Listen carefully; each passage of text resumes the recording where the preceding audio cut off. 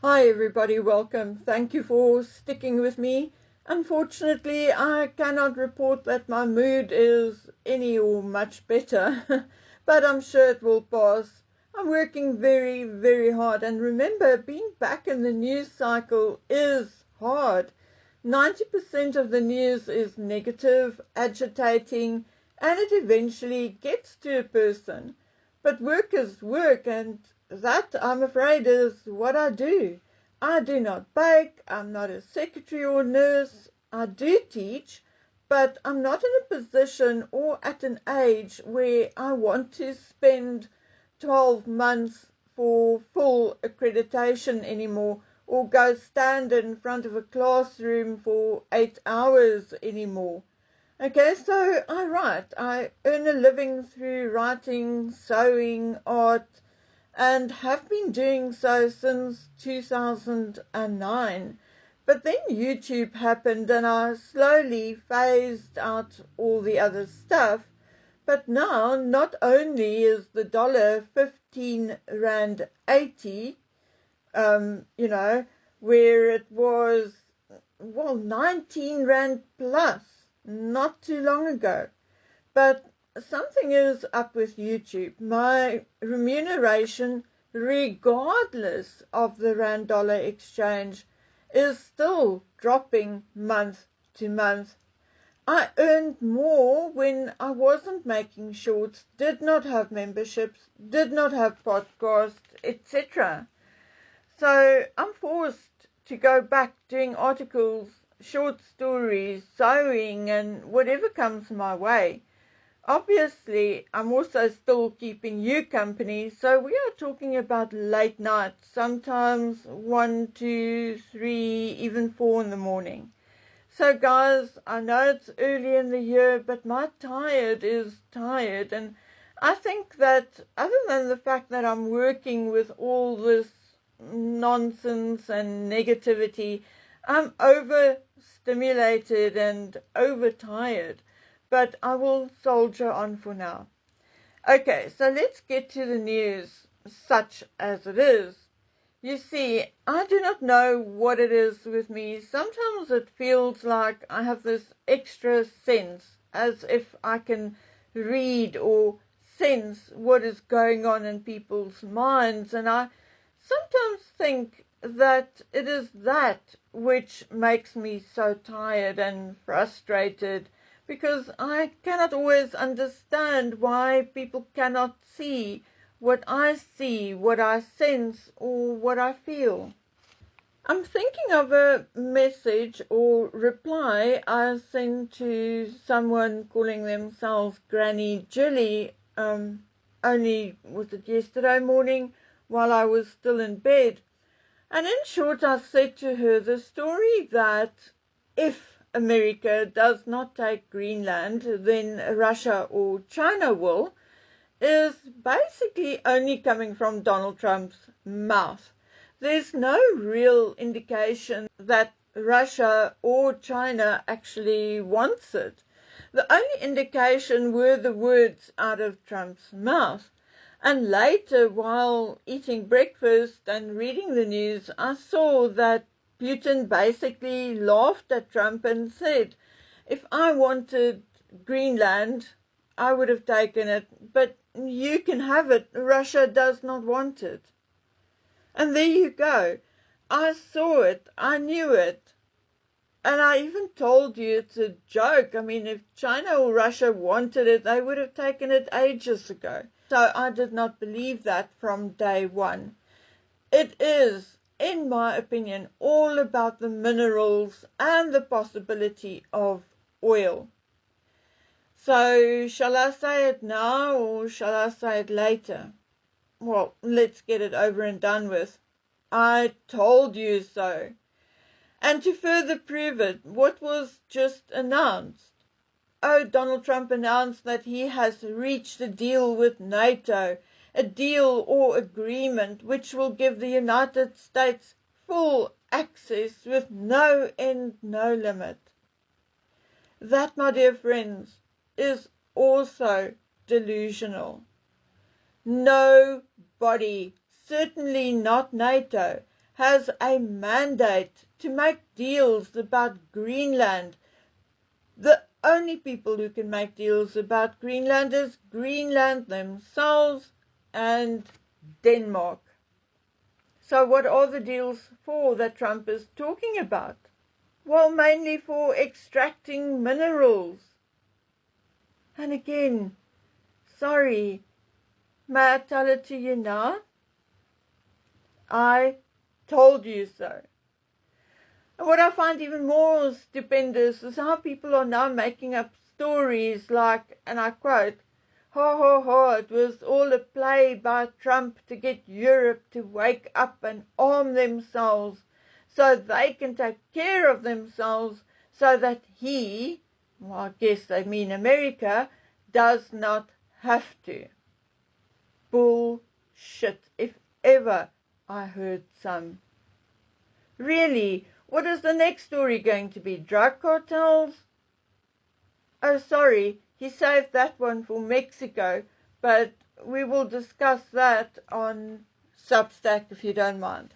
For now, we're going to talk about the royals and the not-so-royals, and yes, today I'm going to do this in segments, if I get to it. So no predictions on how long this particular video will end up being. Likely not very long. Okay, my dears, the first thing which is really getting to me, and not for the reasons you may think, and that is William going to Saudi Arabia in February. Okay, I mean, he's done that before. He traveled to different countries on behalf of the government, on behalf of the king, on behalf of the monarchy. But the current circumstances, the timing and the description of the visit is just off. Yes, it is always the case that either government, either the host or the British government, would ask a royal, the monarch included, to visit a foreign country, or then the monarch will ask the government's permission to visit a foreign country. There's absolutely nothing strange about that. But according to mainstream media, William will make a 3-day visit to Saudi at the request of the UK government to celebrate, and here I think the catch lies, growing trade, energy, and investment ties. Now, why does that sound political to me? Why does it sound like a potential trap for William? A couple of months ago, I said to you, that it appeared to me that William is being trained into a statesman, more so than a monarch. A statesman, a diplomat. I'm not exactly sure what the exact correct term would be, but that he is either being forced or he himself is stepping away from the more traditional royal role. Now, to combine monarchy with government is indeed very dangerous. You see, if a politician makes a mess of things, he is suspended or not voted for in the next election. But what to do if a prince, or in particular the next king, makes a mistake? Will it be an opportunity for William to be severely criticized? I already hear remarks like, what is up with William? Is he becoming the next Andrew? Now, I'm darn sure that is one comparison William would not appreciate. I believe that this trip to Saudi is actually a setup, unless my hunch is true and that there will not be a monarchy in 10 years' time anymore, and William is indeed, or instead, being set up to become a statesman of sorts, or an ambassador of sorts, or a trade envoy, instead of becoming a king. Again, after a discussion with JJ, I was left with a lot of food for thought. So here are a few ideas and commentary. So please let me hear what you think. We have now heard Harry and his legal team lodge accusation after accusation towards Rebecca English, Katie Nicholl and Charlotte Griffith. And I cannot help but wonder whether this was some move by Charles and Harry to destroy these women's credibility. Now, whether you like them or not, the fact remains that those three are most likely the most listened to in the entire royal rota. Now, I don't know, but is this a planned move for Harry to rob Rebecca, Katie, and Charlotte of their dignity? It appears that Rebecca and Katie in particular were given or fed a load of stories about Harry, stories given or handed over or leaked by the palace and maybe even Harry himself in order to use at a later stage to discredit and attack them. I think there's a possibility that this is done to prevent people from believing anything coming from these particular women who are, like I said, slightly more listened to and believed than many others. Maybe they want these women out of the way before they could expose how Charles, Harry, Meghan, and the American media worked together to make certain things happen, and maybe even still do, for all we know. At the same time, it serves as a warning to the rest of the media not to dig too deep or to speak out too loudly, or maybe even too boldly. So, I don't know, we will have to wait and see, but I do not trust this move at all. I had a brilliant question as well.